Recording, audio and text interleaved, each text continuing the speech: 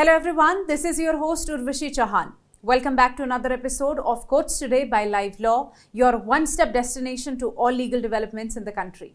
Let us start.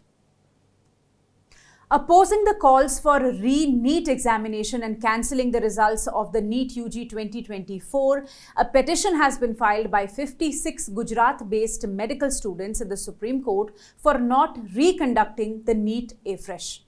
The petitioners have sought for continuation of the medical admissions based on the present results, excluding those who have adopted unfair means.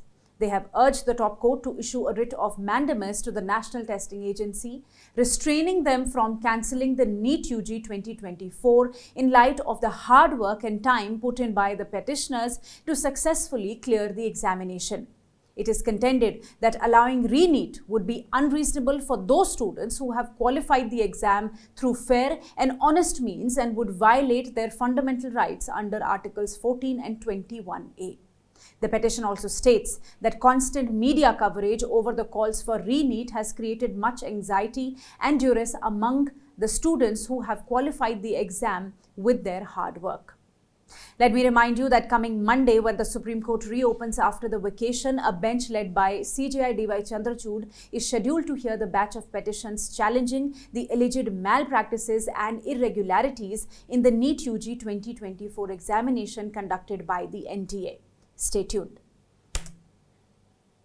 The Supreme Court has expressed displeasure with the Madhya Pradesh High Court's order for adopting a casual approach in refusing to consider the plea of a 70-year-old ailing man for the suspension of sentence.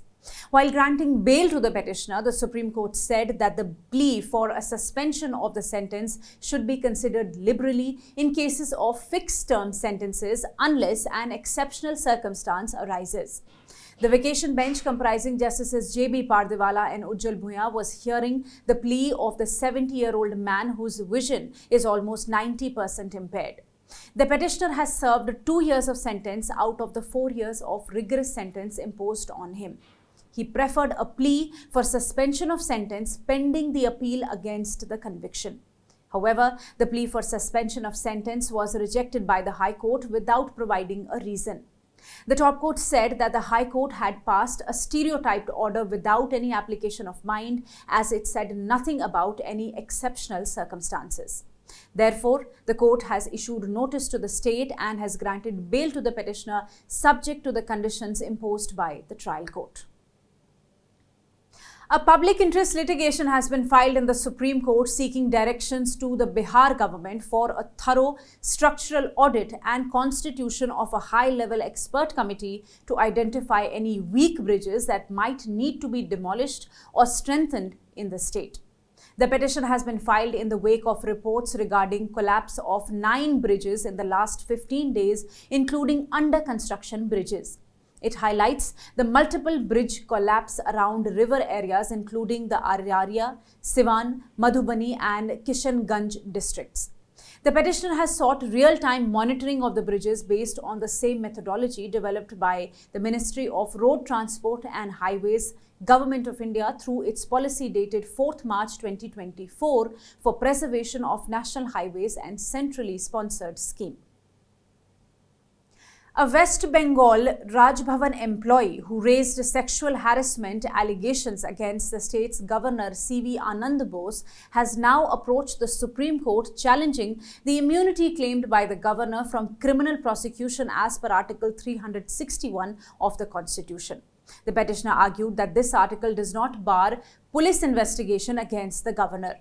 She also argued that the governor cannot claim blanket immunity in respect of criminal acts. The petitioner also seeks to frame specific guidelines under which governors can enjoy constitutional immunity in the spirit of Article 361 rather than complete blanket protection.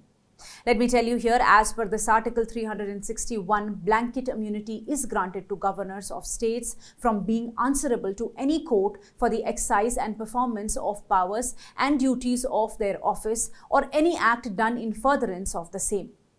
The case relates to an FIR filed by a former contractual employee of the Raj Bhavan, Kolkata against the governor and 3 other staff members, including the officer on special duty of the governor. While Bose was alleged of molestation, the staffers were alleged of wrongfully restraining the victim in a room of the Raj Bhavan. The Andhra Pradesh High Court is set to consider the question whether state government has the power to hike ticket prices of any film. The question came up in a PIL challenging the Andhra government's decision to increase the rate of admission for the film titled Kalki 2898 AD, which hit the theatres on 27th June.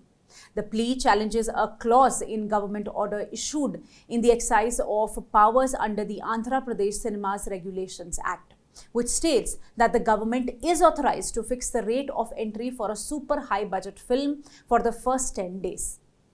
The Prabhas starer is allegedly filmed on a budget of 600 crore. The PIL objects to the fact that the government has chosen to fixate the price with respect to Kalki for not 10 but 14 days. The petitioner contended that people were unable to afford the cost of tickets and sought directions that the producer would return any extra money taken if the PIL was allowed. Considering the pleadings, the division bench of Chief Justice Dheeraj Singh Thakur and Justice Nilaya Jayasuriya noted that the larger picture that has surfaced is whether government is empowered to fix the admission rate. The bench has issued notice and advised the petitioner to not fixate on the smaller issue in regards to only the movie Kalki. The Andhra Pradesh High Court has disposed of a batch of writ petitions filed by the YSRCP challenging the demolition notices issued to the party offices of 10 districts. The court has directed that no demolition order should be confirmed without hearing the parties' concerns. The notices under challenge were issued on 24th June and the batch of petitions were filed on 26th June. The party primarily contended that its offices were being targeted following the change of governance within the state, that the notices were not issued by a competent authority. It was also contended that demolition orders should be passed as a last resort and not whimsically at the behest of the ruling party. The state, on the other hand, argued that the issuance of a demolition notice is proof in itself that the procedure was being followed. After hearing both sides, the bench had reserved its orders in the matter last Friday. Now the court has granted relief to the party. Justice B. Krishna Mohan said that demolitions can be carried out only if the building structure in question is adversely affecting public safety. The High Court has directed the state to not take any coercive actions against the petitioner party without giving an opportunity of explanation and sufficient time to file a reply. It also ordered that the only criteria under which the demolition order could be advanced was public safety. The Gujarat High Court has granted 8 weeks of parole to Kali Mehmed alias Kaleem Mullah Muhammad Habib Karimi, a convict in the Haren Pandya murder case, as his application for remission remains pending. Pandya was a minister in the then Narendra Modi-led state government in Gujarat. He was shot dead in March 2003 in Ahmedabad near Law Garden during a morning walk. According to the CBI, he was murdered to avenge the 2002 communal riots in the state. The trial court had convicted 12 persons for the murder of Pandya in June 2007. Karimi's counsel emphasized before the court that the Supreme Court had directed expedited hearing of the remission matter. He argued that until the application is decided, Karimi should be granted parole, as the Supreme Court has done in similar cases. The counsel representing the state presented the jail record of the applicant and strongly objected to the grant of parole, despite acknowledging the Supreme Court's precedent in similar cases. Justice Nirzar Desai, presiding over the case, noted that the petitioner's case for remission has been pending for a long time and further time is likely required by the state to decide on the application. Thus, it has granted 8 weeks parole to Karimi. The case is now listed on 3rd September for further hearing. Stay tuned. If you wish to know more details about the cases that I mentioned here, you can visit our website at www.livelaw.in. Stay ahead with quick legal updates only on Live Law. Do not forget to like, share and subscribe and support us. You can also support us by donating through the thanks button at the bottom of our videos or consider becoming a member at just 89 rupees per month.